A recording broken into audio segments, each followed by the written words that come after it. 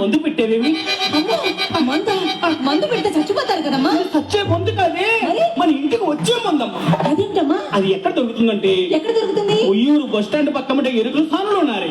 ఉదయాన్నే సోహోయమ్మ సోహి సోహి చెబుతామమ్మ సోహి అంటూ వస్తూ ఉంటారు. వాళ్ళని పిలిచి అలా కూర్చోబెట్టి వాళ్ళకి ఇంత సద్దన్నం గాని ఇంత సల్ల గాని పోస్తే తన పుట్టలో నుంచి ఇంతతోటి తీసిస్తుంది. ఇంతతోటి ఏమిటమ్మది? ఒకటి ఆకు ఒకటి చెక్కే. ఆకు చెక్క అవి రెండు కలిపి పెద్దగా సోనం చేసి మన ఇంటికి వచ్చే ఇడ్డులకు పాలల్లో గాని పలహారంలో గాని కలిపి పెట్టావే కనుక ఉండేసేవే కనుక అలా ఉండమన్న చోట ఉండటమే. మరి రెండేస్తే ఉండన్నర వేస్తావా? ఉండన్నర వేస్తే ఇక్కడ ఉండాల్సిన ముండా కూడా అక్కడ ఉంటాడు. అయ్యో, మన ఇద్దరు రాజమండ్రి సెంటర్ సైడ్ లో ఉంటాం. ఉండే అయ్యమ్మా ఉండేసేవే కనుక వాడికి ఏమి చేయకపోయినా చేసినట్టే ఉంటాయమ్మా. ఈ లోపు తెల్లారిపోతుంది, కండవా పుసాన్ని వేసుకుని దాని కూడా పోతాను ముండా కూడా. అదనమాట మందులో ఉన్న మహత్యం. ఈ కాలంలో నీవు అట్లా చేసినావటే? నా కాలమా?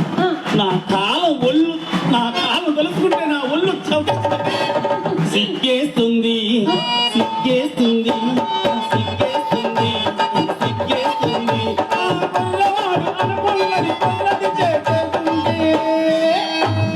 సిగ్గేస్తుంది నాకు సిగ్గేస్తుంది సిగ్గేస్తుంది నాకు సిగ్గేస్తుంది. చెప్పమంటావే? చెప్పమంటావా? అమ్మి నువ్వు చెప్పమన్నావు కనుక నేను చెబుతున్నాను. నేను వయసులో ఉన్న రోజుల్లో ఇక్కడ కూర్చున్న మగవారిలో ఏ మగవాడు పిల్లలతో కాపురం చేశాడమ్మా. నేను ఎంతమంది కొంపలు ఆడిపోయాను, ఎంతమంది దీపాలు ఆడిపోయాను, ఎంతమంది ఆడవాళ్ళ పిల్ల మంగళ సూత్రాలు నా సంగతి అడుగుతున్నావమ్మా? చెప్తా వినమ్మా. కడులో క్షణములోన ఒకరి 100,000 లోబి అంటే ఎవరమ్మా? అడు లోబి అంటే పిల్లికి భిక్షం పెట్టిన పిసులు కొట్టకుండా కూడా తినేశాడు. మన వాకిట్లో పరుగు పెట్టేసరికి కల్లులాంటి గుర్రులా పోయేవాడు. అది సమయంగా ఎంచి పెద్ద తిరుపతికి వెళ్ళొచ్చిన వాడికి వీడికి ఏమి తేడా లేకుండా వాడు బుర్రంతా పర్ర పర్ర పర్ర పర్ర పర్ర పంపించేది.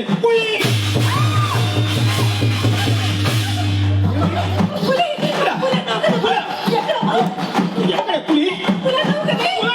ఎక్కడ పులి?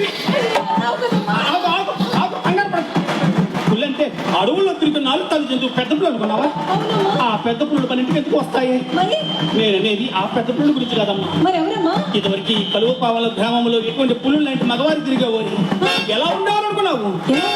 సలు పెట్టుకొని కంటవాళ్ళు వేసుకొని కట్టపచ్చలు కట్టుకొని మెల్లో పులిగోరులు వేసుకుని నిండా డబ్బు పెట్టుకొని ఇంటికి వచ్చేటప్పుడు ఇలా వచ్చేవారు. ఎలాగంటే కుడి ఎడమని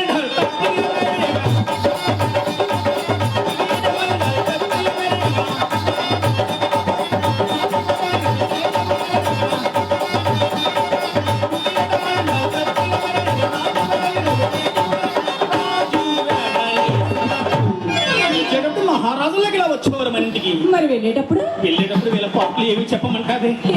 5-6 నెలలు అయ్యేసరికి జుట్టు మాచిపోయి గుడ్డలు చిరిగిపోయి ఎంగిలి బిడ్డలు ఏరుకుంటూ ఈదులు పడిపోయేవారమ్మా. ఎలాగమ్మా? ఏది గతి నాకు రంగా రంగా ఏది అంతే కాదమ్మా. మనం వచ్చే దారిలో ఆ ఉయ్యూరు బస్ స్టాండ్ లో కొంతమంది భిక్షాటన చేస్తున్నారు చూసావు? అవునమ్మా.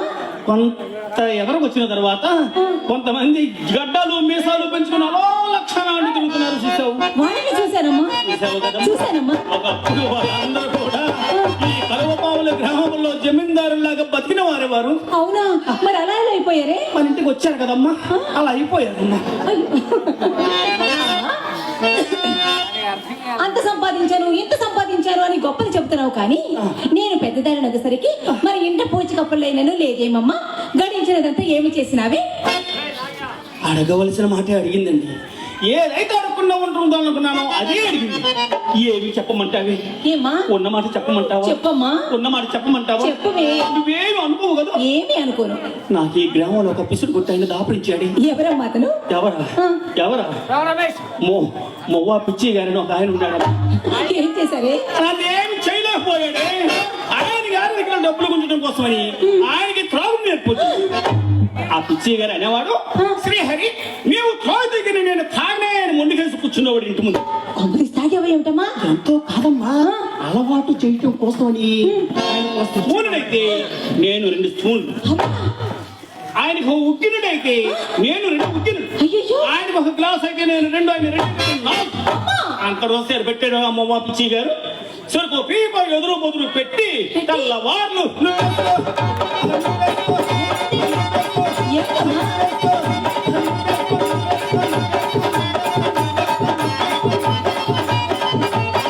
ఏమిటమ్మా?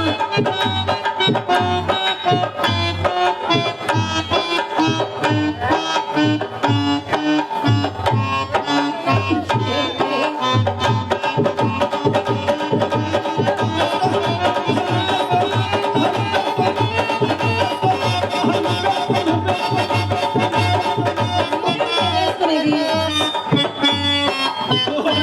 వరకు ఇక్కడ అయిపోయిందిరా. ఎప్పుడు నాకు అయిపోయినాక మొదలు పెడతాడు పిచ్చమన్నా కొడుకు. నాకు అయిపోయి అరగంట అయ్యింది, నీకు ఇప్పుడు రేజ్ అయ్యింది. అలా సంపాదించిందంట సారాదిత్తులుగా వజయించాడు ఇక్కడ మహానుభావుడు. జోబుల నుంచి ₹1 తీసి నా సంపాదన అంతా అయిపోయింది. అమ్మా, వయసులో ఉండగా ఎంత సంపాదించినను వార్ధక్యం వచ్చేసరికి మన ఇంట కూడు గుడ్డలు ఉండరాదని మన కులములకు శాపం ఉన్నదట కదమ్మా. ఎవరు చెప్పే నీకు?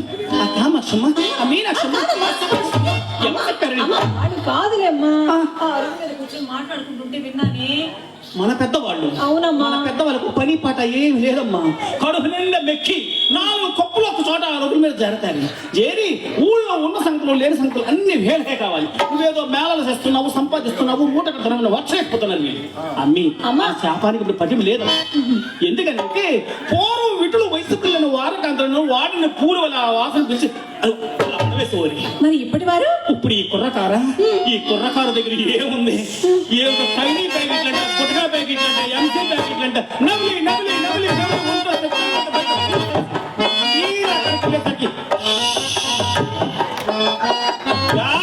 అప్పటిలాగా కాళ్ళు హత్తుకుపోతున్నాడు. అమ్మి ఆ రోజుల్లో ఒక ఆయన ఉండేవారు, పరుగు మాటి వీరాంజనేయులు గారు ఒక ఆయన ఉండే. ఆయన మీ పెదనానే. ఆయన గారు మన ఇంటికి రాగాని ఒక గ్లాసు పాలు ఇచ్చి ఒక కారా కిల్లి ఇచ్చి మంచం ఎక్కించానంటే మంచం పట్లన్నీ కూడా ఆడిపోయి పట్లు అంటే అలాగే ఉన్న పట్లు ఇప్పుడు కుర్రకారు దగ్గర ఉంది బొడ్డు కింద సీర కట్టుకుంటే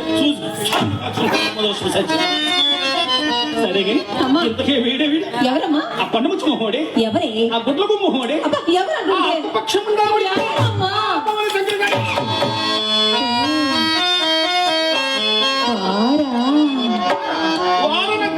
ఎవడే వారు?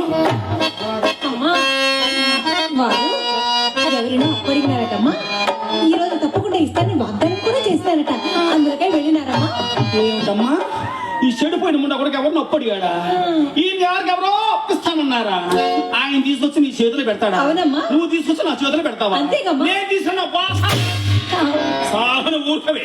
నీకు ఆ మాట ఈ మాట చెప్పి నీ ఒళ్ళో కూర్చొని పులకాలను చూస్తున్నాడు దొంగమంటే కూడా నువ్వు మొహం అంతా చెప్పలేకపోతున్నావు. నాకు అప్ప చెప్పు. శనగలు తిరిగి చేయగలుగుతున్నట్టు ఉండకుండా శంకరీని మన వద్దమ్మా. అయినా ఈ విషయం తెలిసిందేమో నీకు? ఏ విషయం అమ్మా? ఈ ముండా కొడుకు పని పాట లేకుండా కంకిబాటు చుట్టూ తిరుగుతున్నాడని పాపం బ్యాంక్ ప్రెసిడెంట్ గారే ఏం చేశారే? ₹1,00,000 లోన్ ఇప్పించారు ఈ చెడిపోయిన ముండా కొడుకు. చాలా మంచి పని చేశారు ఆయన. మంచి పని చేశాడు కదమ్మా. అవునమ్మా. ఆ ₹1,00,000 కొట్టి ఆ ₹1,00,000 పెట్టి ఈయన మంచి పని చేశాడమ్మా. ఏం చేశారే? కొత్త సైకిల్ కొన్నాడు అద్దె కుట్టి పెడదామని. పోనీలేమ్మా, మంచి పనే కదా. మంచి పని కదమ్మా. అవునమ్మా. వాడు బాగుపడితే మనం బాగుపడి పట్టింది. అంతే కదమ్మా. అంతే కదమ్మా. అవునమ్మా. ఆ సైకిల్ అన్ని ఒక కొట్లో పెట్టుకొని తాళం వేసుకుని ఇంటికి వెళ్ళాడు. తెల్లారి మంత్రి గారితో ఓపెనింగ్ చేయిద్దామని. తెల్లారి ఠాకు టీకు ఠాకు టీకు ఠాకు టీకు తలుపులు 2 బాగా తీసుకో. అదేమిటే? ఆ సినిమా హాల్ సెంటర్ లో అన్ని అప్లైగా ఉండేవాడికి తనకు సైకిల్ ఎత్తుకుపోయారమ్మా. అయ్యో పాపం. మరి ఇంకా ఆయనకి ఏం మిగిలిందమ్మా? ఎంత బాధపడొద్దమ్మా. నీకు నాకు పనికొచ్చేది ఒక్కడ మిగిలిందమ్మా. ఏమిటా? పంపు. అమ్మా, దాన్ని ఏం చేసుకుంటారు? దాన్ని ఏం చేసుకుంటావు? పిచ్చిదానం ఉన్న పని అంతా పంపుతోనే ఉంది. నువ్వు నేను డబ్బులు అడిగినప్పుడు నీకు నాకు మధ్యలో పెట్టి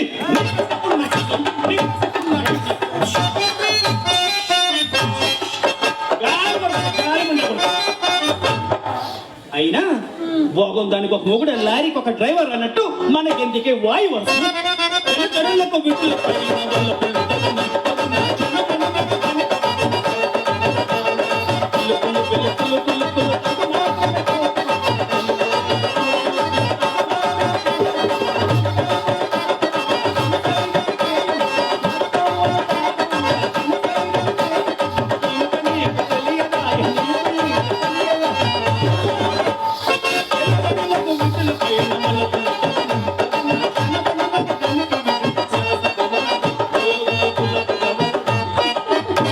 రాజకీయ నాయకులు పార్టీ జెండాలు మార్చినట్టుగా మనం వారానికి ఒక మగవాడిని మార్చాలి.